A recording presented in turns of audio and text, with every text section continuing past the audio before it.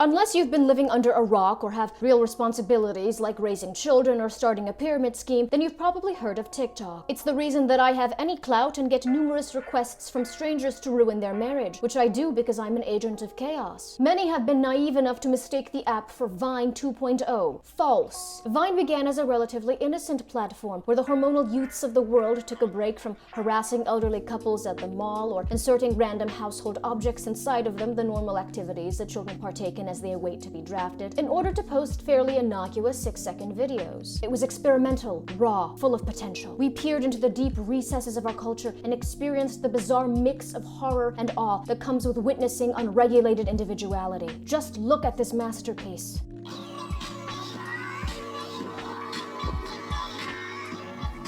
The complete lack of context, the random construction equipment, the playing of our national anthem Give Me More by our country's monarch Britney Spears, and the icing on the cake, the panning to the skyline of some godforsaken city. I have a gut feeling that it's Los Angeles, mainly because my fight or flight response is kicking in. I don't know who this woman is, but I support her. To think of all of those people wandering about below her, buying crystals or douching with kombucha, whatever it is that people in California do, completely unaware that just minutes away God was holding one of her impromptu cabaret shows. This Vine perfectly encapsulates America to me. You want to know what complete and utter freedom looks like? This is it, baby. This video slapped me across the face and screamed 1776. The Vine app birthed some of the most iconic memes and catchphrases that this world has ever known.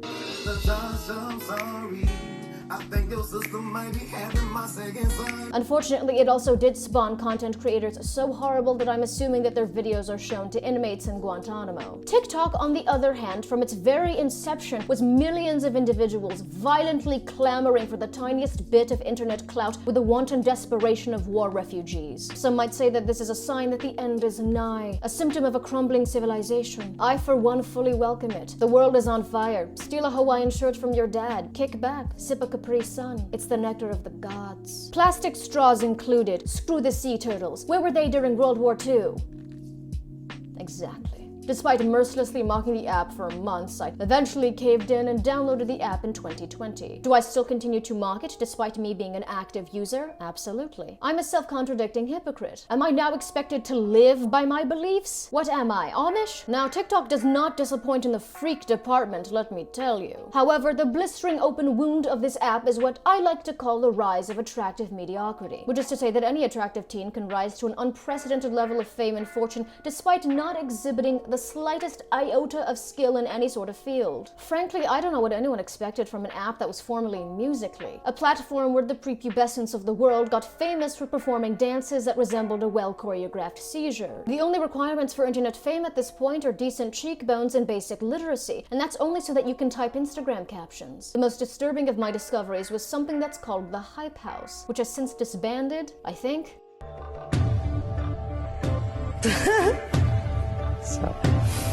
Many of you might have witnessed this bizarre video of members of the Hype House all dressed like sperm and doing a version of the Tickle Me Elmo potty dance. I'm assuming that the Hype House is meant to be a Team 10 2.0 of sorts. You remember Team 10, it was the child labor conglomerate created by Aryan pipsqueak Jake Paul, who was known for shilling out mediocre sweatshop merch stained with the tears of the 10-year-old Bangladeshi children who made them. After repeatedly watching this video on loop for 10 hours straight because I'm a sadist, my body began to grow weary. So I did what I normally do when I need to unrustle my jimmies. Slip on something more comfortable, blast some Enya, and then listen to my Nicki Minaj motivational tapes. As I begin to put on my Hannah Montana pajamas, I hear a rattling at my window. Lo and behold, it was Charli D'Amelio herself floating by my window. She lifted her hand as her eyes turned black as she summoned the old gods. The glass shattered. Interestingly enough, I did actually need some shattered glass for some insurance fraud that I was planning on later that week. She proceeded to crawl through the opening and lunged at me with the ferocity of a cougar. I underestimated her brute strength. She tied me up to my chair using the fairy lights that I shoplifted from Target. If they don't want those goods stolen, don't put them so close to the exit. Her hair smelled like lilac and gasoline. I copped a few whiffs. She then forced me to watch her do the renegade dance as she made unwavering eye contact with me. Coincidentally, this is the exact method that I use when trying to seduce men. For hours she danced in front of me, and I pleaded with her,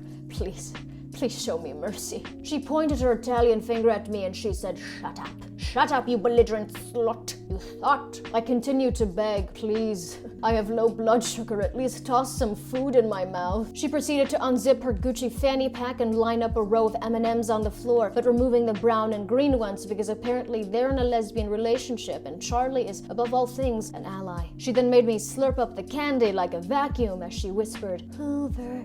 Hoover." Her taunting was relentless. She said they call me Little Leo in the streets. I said, "Charli, aren't you from Connecticut?" She yelled, "That's my slave name. Don't ever refer to me by that." Then she spit at me. I managed to catch it mid-air. Not the first time I've done that. She seems impressed. After 2 hours of this torture, a sentient vape pen appeared at the window. I'm now being informed that this person's name is Chase. He's named after a verb, so I don't trust him in the slightest. He proclaimed, "My former love, are you not done? The latest episode of Drag Race is about to begin and you know I need to practice my death drops. This pussy isn't going to pop itself." She reached out her hand and said, "Join me, Hunter." That's not my name. I don't think you realize how little you mean to me. They proceed to point their well-moisturized fingers at me and call me a Bloomberg supporter. Their third eyes opened and they pressed their foreheads together. I asked them what they were doing and they told me that they were contractually obligated to make physical contact every hour on the hour. Chase took a drag of his jewel pen, but then Charli opened her mouth and smoke came out. Finally, as the sun began to rise, they decided that I had suffered enough and slowly drifted off into the horizon. To this day, I still think about that night. The story that I just told you is 100% real. Not a single lie has escaped my mouth since 2005. And if you think I made it up, then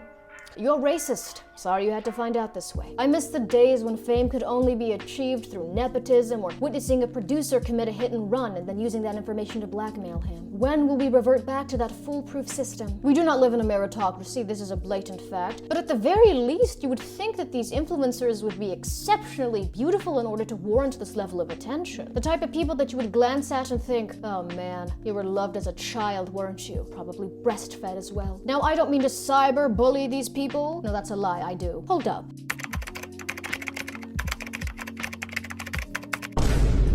This is a grown man. Okay, I don't feel bad for mocking him now. You could enter any frat house in America and find several guys that look like this. I don't recommend doing this because you will be escorted off the premises and then they'll tape a photo of you near the door so that others know not to let you sneak back in. Don't ask how I know that. The alpha Chad white boy TikToker is of course Little Huddy. He might have been eclipsed by somebody else, but let's be real, I'm not going to do any more research for this video. You ever look at a person and know that they've definitely said the N-word? And I'm talking a hard ER ending. That Django Unchained ER. The type that reaches through the screen, slaps you across the face, and starts stating crime stats. And lo and behold, what do I find? Jumping to any conclusion. Some from Germany. Oh, it's like clockwork with these people. Are you even a young white influencer if you don't have a racist scandal? I wonder who's going to be next. Perhaps Dixie will come out against the Uyghurs. You're just pissed because they're more successful than you.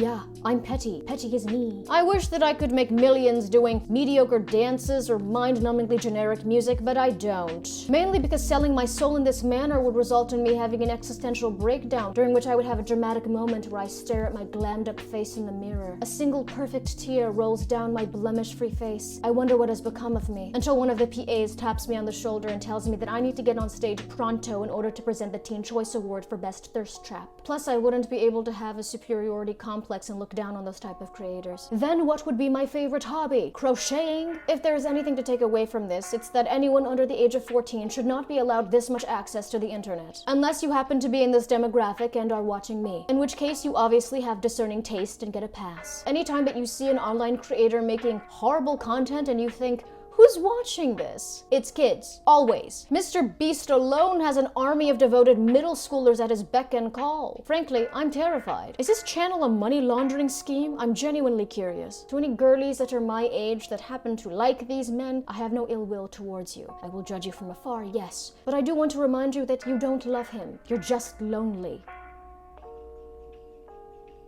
Shout out to my patrons. Thank you so much for your support. If you would like to donate to my Patreon, then the link is in the description down below. Please help me continue my degeneracy.